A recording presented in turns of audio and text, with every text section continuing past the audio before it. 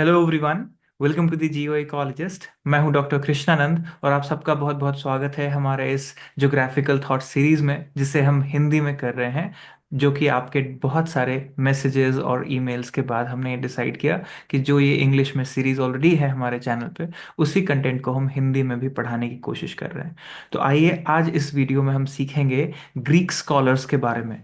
तो ग्रीक से पहले कौन लोग थे वो हमने पिछले वीडियो में कवर किया। अगर आपने वो वीडियो नहीं देखा है तो प्लीज पहले आप वो वीडियो देख लीजिए, क्योंकि ये सीरीज में हर वीडियो एक दूसरे से इंटरकनेक्टेड होने वाला है। तो ग्रीक स्कॉलर्स क्योंकि नंबर्स में बहुत ज्यादा है, तो उसका ये पहला पार्ट है। So this is part 1 of the Greek scholar. और सेम वीडियो अगर आप देखना चाहें इंग्लिश मीडियम में तो वो भी हमारे चैनल पे अवेलेबल है, प्लेलिस्ट में आप चेक कर सकते हैं। तो ग्रीक स्कॉलर्स को समझने से पहले एक बेसिक बैकग्राउंड जानना जरूरी है कि ग्रीक्स जो हैं वो सबसे पहले बड़े साम्राज्य इमर्ज हुए। राइट। कब इमर्ज हुए? तो रफली छठी शताब्दी में, 6th सेंचुरी BC में। उससे पहले ब्रोंज एज सिविलाइजेशन कोलैप्स हो चुका था लगभग 12वीं सदी तक। तो ब्रोंज एज सिविलाइजेशन जो अपने पीक पे था, माना जाता है अबाउट 3000 बिफोर कॉमन एरा से 2600। तो वो वाले समय से लेके अगले 1500 साल में ये सारे के सारे जो ब्रोंज एज सिविलाइजेशन थे उनका आप देखेंगे डाउनफॉल हो जाता है। बट ये तो हिस्ट्री है। अब इसमें से हम ज्योग्राफिकल इंफॉर्मेशन पिक करेंगे और देखेंगे कि ज्योग्राफी को क्या फायदा हुआ, ज्योग्राफी एज ए कॉन्सेप्ट ये ग्रीक्स को कैसे मिला और उन्होंने उसके साथ क्या किया, उस नॉलेज के साथ जो प्री एग्जिस्टिंग नॉलेज था। तो ग्रीक्स ने उनको संभाला और उस पर और ज्यादा इंपॉर्टेंट स्ट्रक्चर्स बनाए। यानी जब आप बेस होता है उस पे आप कोई स्ट्रक्चर बिल्ड करते हैं, उसी फॉर्म्स ऑफ नॉलेज को यूज करके ग्रीक्स ने भी ये नए फॉर्म्स ऑफ नॉलेज को डेवलप किया। तो इसीलिए ग्रीक स्कॉलर्स जो है वो एक तरह से फाउंडेशन पिलर माने जाते हैं, खास करके वेस्ट में, यूरोप में, जहां पे ज्योग्राफिकल स्टडीज की बात उठती है। तो ज्योग्राफी जो वर्ड कॉइन किया वो भी ग्रीक स्कॉलर ने ही किया।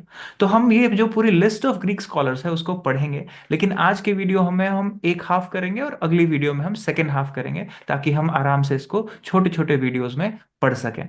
तो आइए आज सीखते हैं ग्रीक स्कॉलर्स के बारे में। और अगर आपने चैनल को सब्सक्राइब नहीं किया तो प्लीज डू सब्सक्राइब। ये वीडियो सीरीज बहुत इंपॉर्टेंट होने वाला है। अपने कमेंट जरूर छोड़िए, लाइक प्रेस करना ना भूलिए, और सबसे इंपॉर्टेंट ये वीडियोस को ज्यादा से ज्यादा लोगों में शेयर जरूर करिए, क्योंकि यही हमें मोटिवेट करता है। तो आइए सीखते हैं ग्रीक स्कॉलर्स के बारे में।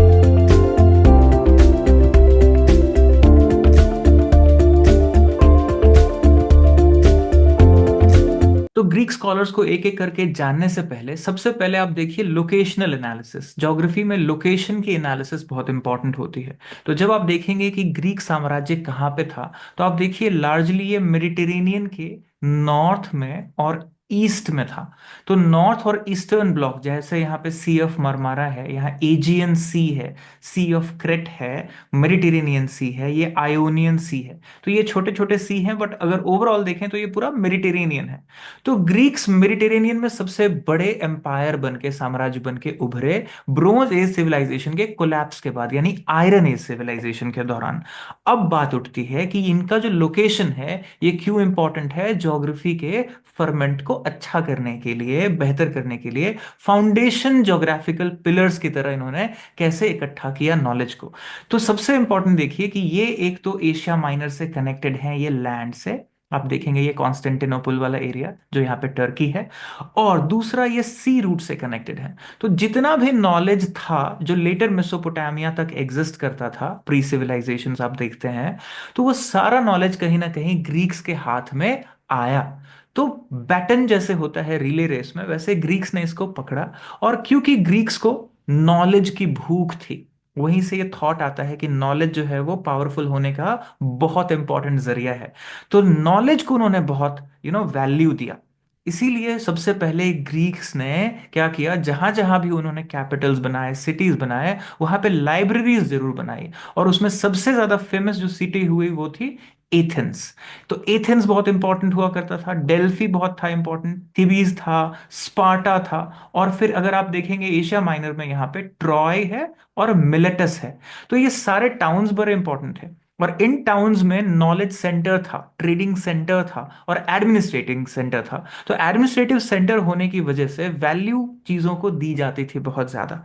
तो सारा नॉलेज इन सेंटर्स में इकट्ठा हुआ, बड़े बड़े स्कॉलर्स ने इस पर चर्चा की, डिबेट की। उस सोसाइटी में डिबेट का बहुत बड़ा रोल था, बातों को और चीजों को गौर से देखने का, जानने का। तो आप देखिए यहाँ पे सबसे इंपॉर्टेंट है कि ग्रीक सिर्फ ज्योग्राफी के नहीं, बहुत सारे और ब्रांचेस ऑफ नॉलेज में जाने जाते हैं as a pioneer, as foundation pillars.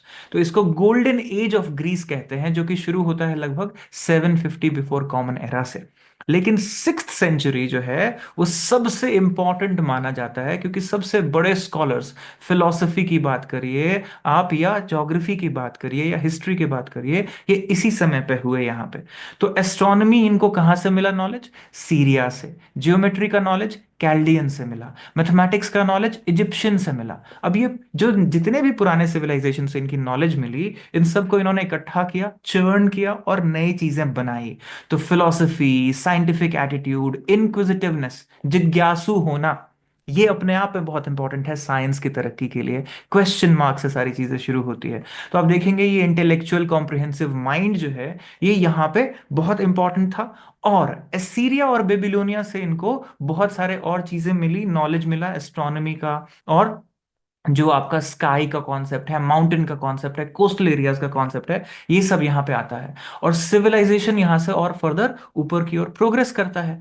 तो ग्रीक्स ने सबसे पहले अर्थ को डिफाइन करने की कोशिश की, उसके शेप को डिफाइन करने की कोशिश की। इसीलिए इनको हम पाइनियर्स ऑफ ज्योग्राफी भी कहते हैं। तो इन्होंने कहा कि ये डिस्क्रिप्शन ऑफ अर्थ है। मतलब बेसिकली ज्योग्राफी क्या है? एक डिस्क्रिप्शन है कि कहाँ पे कौन लोग रहते हैं, कहाँ पे क्या पाया जाता है। It's merely a description of space. तो पहला डेफिनेशन जो ग्रीक्स ने दिया ज्योग्राफी का, वो इसीलिए वो ये फाउंडेशन पिलर माने जाते हैं।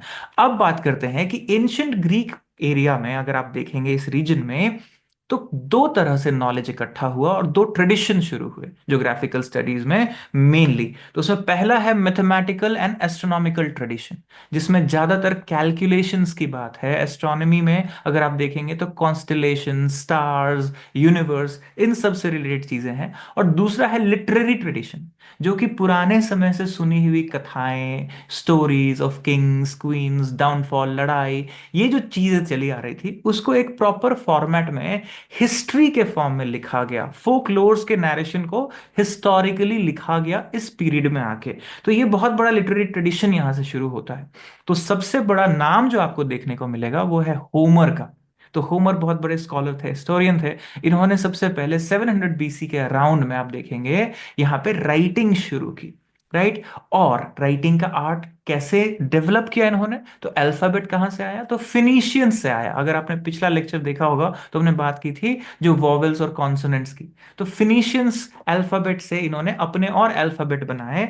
तो पहले अल्फाबेट 22 ही हुआ करते थे, फिर इन्होंने क्या किया, इसमें वॉवेल्स जोड़ दिए, तो फिर 26 हो गया इनका अल्फाबेट। तो इस तरह से और क्या हुआ लिखावट में? देखिए, ट्रैवलिंग बार्ड्स हुआ करते थे, जो घूम घूम के कहानियां सुनाया करते थे पुराने जमाने की। तो इनसे भी चीजें लेके इसको डॉक्यूमेंट किया गया। राइट। अब आगे बढ़ने से पहले मैं एक इंफॉर्मेशन दे दूं कि बहुत लोग ये क्वेश्चन पूछते हैं कि सर ये जो कंटेंट आप पढ़ा रहे हैं कहाँ मिलेगा, कैसे हम इसको खरीद सकते हैं, ले सकते हैं? तो हमने एक डेडिकेटेड ज्योग्राफी के लिए वेबसाइट बना दी है, geographyebooks.com। आप इस पे चले जाइए और आपको बहुत सारी ई बुक्स आपको देखने को मिल जाएंगी। आपको जो समझ आता है वहां से आप ले सकते हैं। एग्जैक्टली यूट्यूब पे जो मैं पढ़ा रहा हूँ कंटेंट, वो आपको उस किताब में मिल जाएगी। वो पीडीएफ होगा डाउनलोडेबल आफ्टर पेमेंट। और अगर आप अन्य एग्जाम की तैयारी कर रहे हैं, जैसे यूपीएससी की, ज्योग्राफी ऑप्शनल की, एमए एंट्रेंस की, यूजीसी नेट, जेआरएफ या असिस्टेंट प्रोफेसर की, तो उसके लिए हमारी दूसरी वेबसाइट है thegeoecolleges.com। यहाँ पे इंग्लिश और बाइलिंगुअल में कोर्सेज अवेलेबल हैं। आप जाइए, एक्सप्लोर करिए, और लिंक मैं डिस्क्रिप्शन में भी दे दूंगा। अब कंटिन्यू करते हैं हम कि होमर जो थे उनका क्या कंट्रीब्यूशन है, और इनको फादर ऑफ ज्योग्राफी क्यों कहा जाता है ग्रीक स्कॉलर्स के द्वारा। मतलब वर्ल्ड में ये नहीं जाने जाते फादर ऑफ ज्योग्राफी, लेकिन ग्रीक्स के लोग स्कॉलर्स इन्हीं को बोलते हैं कि ये फादर ऑफ ज्योग्राफी हैं। क्यों?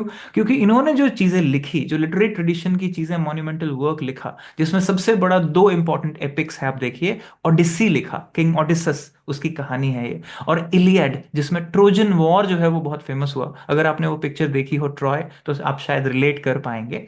तो ये जो चीजें हैं, जैसे हमारे यहाँ पे एपिक्स लिखी गई रामायण और महाभारत, तो ये वहां के लिए आप मानिए कि उसी लेवल की किताबें हैं या उसी लेवल के टेक्स्ट हैं लिटरेरी ट्रेडिशन की, जिसमें क्या चीजें इंपॉर्टेंट थी? सिर्फ स्टोरीज नहीं थे, इट वॉज अबाउट पीपल, लोगों के बारे में था, प्लेसेस के बारे में था, इंटरैक्शंस के बारे में था, एनवायरनमेंट के बारे में था।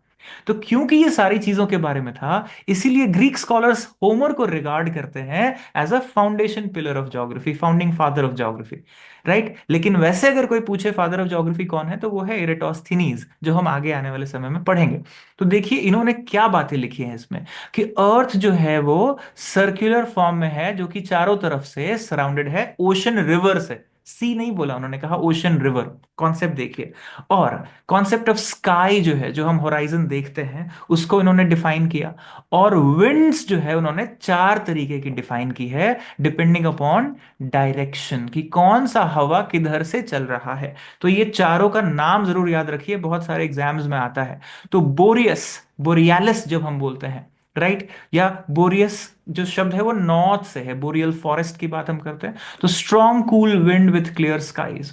उसके बाद यूरस जो है वो ई से है, ईस्ट की तरफ, तो वार्म एंड जेंटल है, जो ईस्ट से आती है। नोटस साउथ से आता है, वो आप देखिए वेट एंड वायलेंट। अब ग्रीस में अगर साउथ से हवा आएगी तो वेट एंड वायलेंट होगी ही, क्योंकि मेडिटेरेनियन से मॉइस्चर पिक करेगी। और जिफाइरस जो है वो वेस्ट से आती है, जो कि गेल फोर्स के साथ आती है अटलांटिक से। तो ये चार प्रकार के विंड हैं। वैसे तो इन्होंने फर्दर और एडवांस किया इसको, काफी 10 तरह के डायरेक्शंस बताए, और भी टाइप्स ऑफ विंड्स को डिस्कवर किया लेटर, लेकिन होमर ने ये बातें की।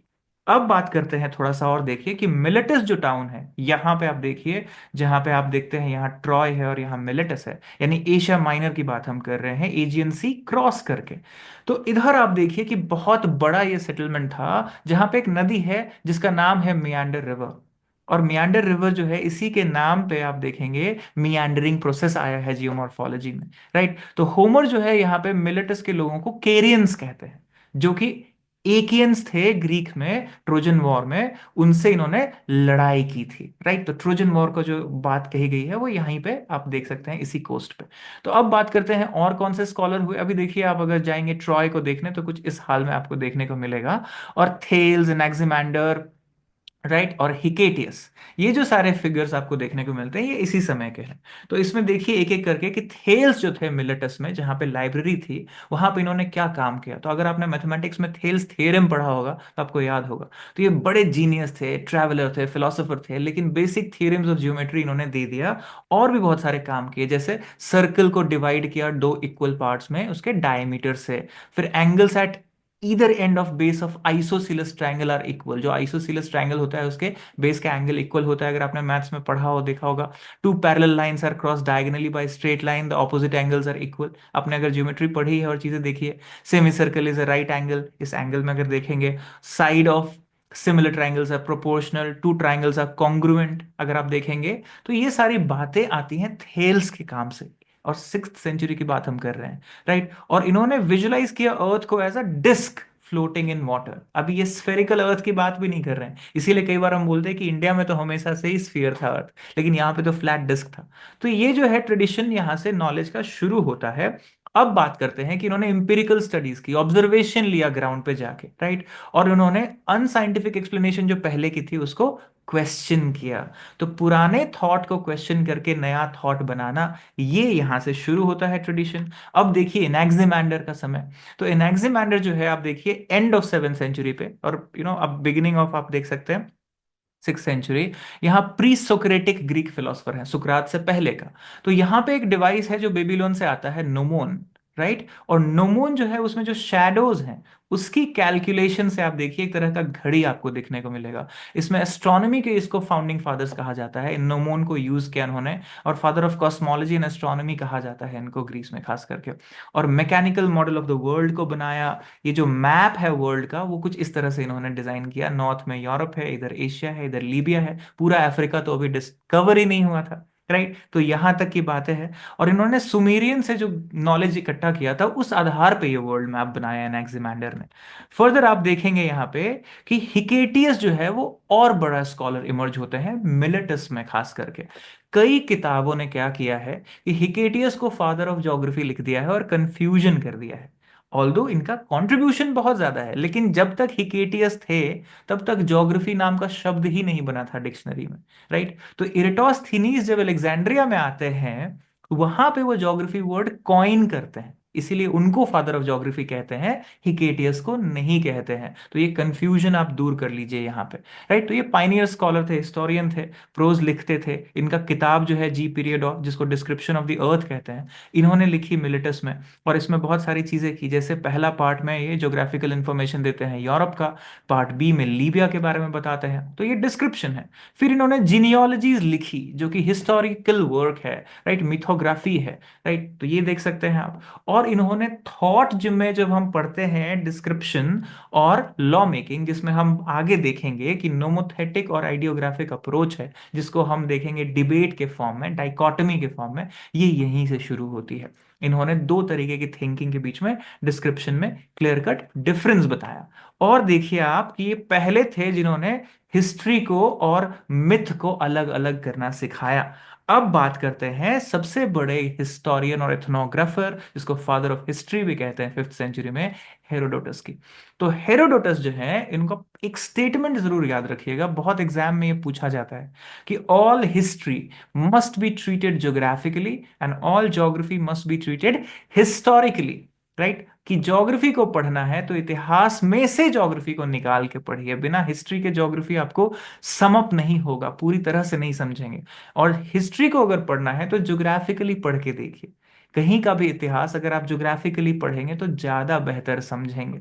राइट, तो ये चीज इन्होंने उसी समय पे कहा, इनका स्टेटमेंट है। और इन्होंने जो कॉन्सेप्ट दिया, Egypt is the gift of Nile, वो अभी भी हम बोलते हैं कि नाइल रिवर नहीं होता तो इजिप्ट सिविलाइजेशन नहीं होता। इन्होंने वहां स्टडी किया डेल्टा को, मड को, क्ले को, सेडिमेंट्स को स्टडी किया, बहुत सारे कॉन्सेप्ट लिखे। और फर्स्ट टाइम इन्होंने विंड्स का कॉन्सेप्ट कहा कि ये हॉट और कोल्ड के बीच में जो डिफरेंस होता है उसी में फ्लो करता है विंड। तो ये जो डिफरेंशियल की बात हम करते हैं बाद में आके, जब हम क्लाइमेटोलॉजी पढ़ते हैं, उसके फाउंडेशंस आपको देखने को यहाँ मिलती हैं। इन्होंने क्या किया, अटेम्प्ट किया measuring the age of the earth. Right, और फर्दर आप देखिए इन्होंने कैलकुलेट किया तो 440 मिलियन ईयर्स की बात की थी, और 4.6 बिलियन ईयर्स जो है वो हम एग्जैक्टली करते हैं।